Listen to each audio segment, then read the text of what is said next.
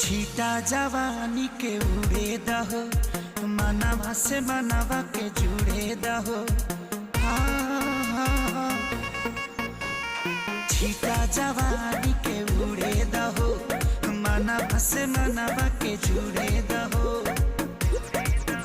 आज सुते द चदरिया तान के तान के तान के, टूट जाए राजा जी,